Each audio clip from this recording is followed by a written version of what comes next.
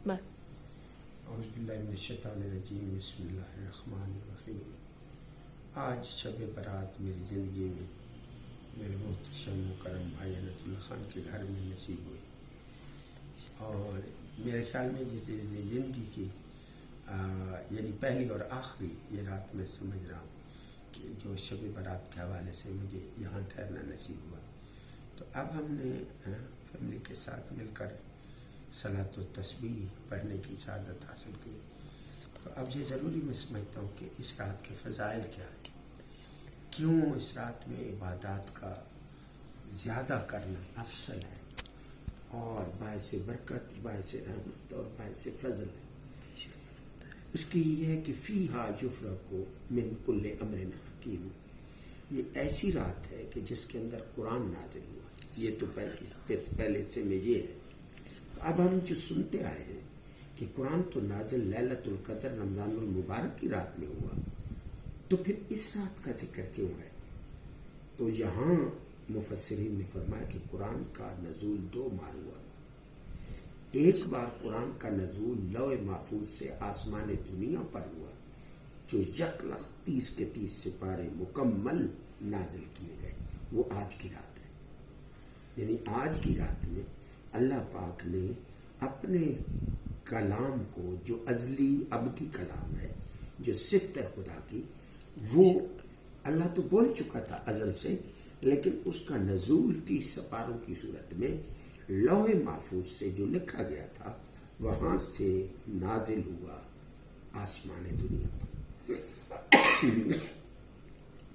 پھر رمضان المبارک کی رات جو آ رہی ہے لیلۃ القدر کی رات میں، پھر حضور سرور عالم صلی اللہ علیہ وسلم کے قلب انور پر اس وقت کے سرکمسٹانسز، حالات اور واقعات کے پیش نظر تھوڑا تھوڑا کر کے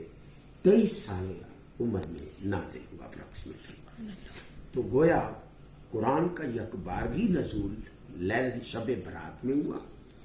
لوح محفوظ سے اللہ نے منتقل کیا آسمان دنیا پر، پھر بدریہ حضرت جبرائیل امین حضور صلی اللہ علیہ وسلم کے قلب انور پر نازل کیا گیا، جس کو قرآن مجید فرقان حمید نے اس آیت میں جو بیان کیا ہے، فَإِنَّهُ نَزَّلَهُ عَلَىٰ قَلْبِكَ بِإِذْنِ اللَّهِ، بے شک اللہ پاک نے اپنے پاک کلام کو آپ کے قلب انور پر اپنی اجازت سے نازل فرمایا۔ تو یہ آہستہ آہستہ نازل ہوا۔ جب حضور مکے میں تھے تو قرآن مکے میں آیا، اور جب آپ غاروں میں گئے تو قرآن غاروں میں آیا، جب آپ مدینے شفٹ ہو گئے تو قرآن مدینے میں آیا۔ اسی لیے آپ کئی صورتوں کو مکیہ کہتے ہیں، کئی صورتوں کو مدنیہ کہتے ہیں۔ تو وہ صاحب قرآن اگر مکے میں تھا تو وہ قرآن مکی بن گیا، اور جب صاحب قرآن موو ہو کر، مائیگریٹ ہو کر مدینے تشریف لے گئے تو وہ قرآن مدنی بن گیا۔ قرآن ایک ہی تھا، لیکن صاحب قرآن کے تبدیلی مکانات کی وجہ سے نزول قرآن میں وہ مختلف فرق نہیں بلکہ مختلف اوقات میں نازل کیا گیا۔ پھر اس رات کی اہمیت اس حوالے سے بہت زیادہ ہے کہ اللہ تبارک و تعالیٰ اس رات میں معاف بہت کرتا ہے، کہ کوئی مجھ سے ہے مانگنے والا، کوئی ہے مجھ سے توبہ مانگنے والا، استغفار مانگنے والا، مجھ سے رزق مانگنے والا، عمر مانگنے والا، میری رحمت مانگنے والا، جو اسے چیز نہیں ملی وہ اس کی بھیک مانگنے والا، وہ عطا کرنے میں کمی نہیں چھوڑتا۔ اور مانگنے والوں کو اللہ تعالیٰ توفیق دے کہ ہم تو مائل بکرم ہیں، کوئی سائل ہی نہیں، راہ دکھلائیں کسے کوئی راہ رب منزل ہی نہیں۔ تو اس میں یہ بھی ہے کہ ایک انسانی لالچ ہوتی ہے، میری عمر زیادہ ہو، اس رات میں عمر میں بڑھ جاتی ہے۔ ہر آدمی چاہتا ہے میرا رزق زیادہ ہو، اس عمر میں رزق کی تقسیم ہوتی ہے۔ میں اکثر کہتا ہوں کہ سال کا بجٹ اس رات میں منظور ہوتا ہے، اور اس کی امپلیمنٹیشن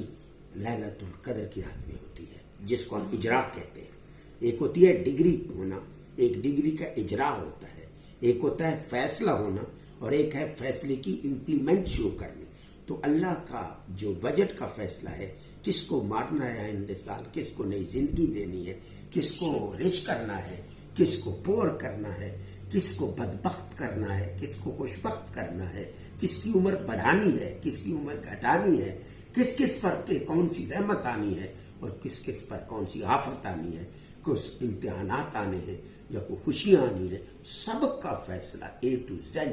وہ آج کی رات میں بجٹ میں منظوری دے دی جاتی ہے، اور پھر فرشتوں کے ذریعے اس کی امپلیمنٹیشن وہ لیلۃ القدر کی رات میں شروع ہو جاتی ہے۔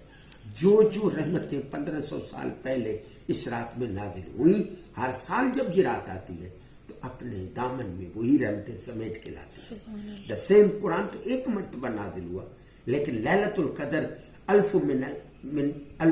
خیر من الف شہر کیوں ہے؟ وہ ہر سال خیر من الف شہر ہے، یہ نہیں کہ 1500 سال پہلے تو خیر من الف شہر 1000 مہینوں کی راتوں کی عبادات سے افضل رات تھی، بلکہ جب جب سال آتا ہے وہ گھڑیاں آتی ہیں تو وہ اپنے دامن میں وہی رب کا کرم، انگنت بخششیں، انگنت انعامات وہ اپنے دامن میں لے کے آتی ہے۔ سیم جب سرور عالم پیدا ہوئے تو وہ کون آیا؟ جیسے آیا بہارا مسکرا پئیاں، فضامہ نور برسامن گھٹامہ مسکرا پئیاں، وہ سرور عالم جب آئے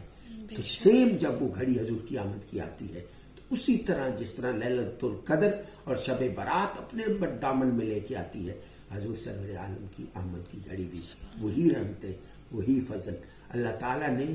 بیٹے تقسیم کیے تھے جب حضور کی ولادت ہوئی۔ جس کے گھر امید تھی اللہ نے ان کو بیٹا عطا کیا، تو ہم بیٹا تو نہیں دے سکتے لیکن کم سے کم جھنڈیاں اور خوشی کا اظہار تو کر سکتے ہیں۔ The same situation, this is the big festival in Islam, being a slave of Allah subhanahu wa ta'ala at the same night, being Shab Barat and being Shab Lalat al-Qadr اور being a آمد مصطفیٰ،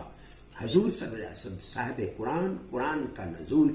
یہ دونوں اپنی رحمتوں سے لبریز آتے ہیں، جب بھی آتی ہیں خوشیاں لے کے آتی ہیں۔ دعا کرتے ہیں اللہ تعالیٰ آج کی رات جو بھی جاگ رہا ہو، جہاں جاگ رہا ہو، ہمارا بیٹا، ہماری بہن، ہمارے رشتہ دار جو بے راہ رو ہیں، اللہ انہیں ہدایت عطا فرمائے، اور جن کے دامن میں خوشیاں نہیں اللہ انہیں خوشیاں عطا فرمائے، جو بیمار ہیں انہیں صحت عطا فرمائے، جو ہمارے حق میں بہتر ہے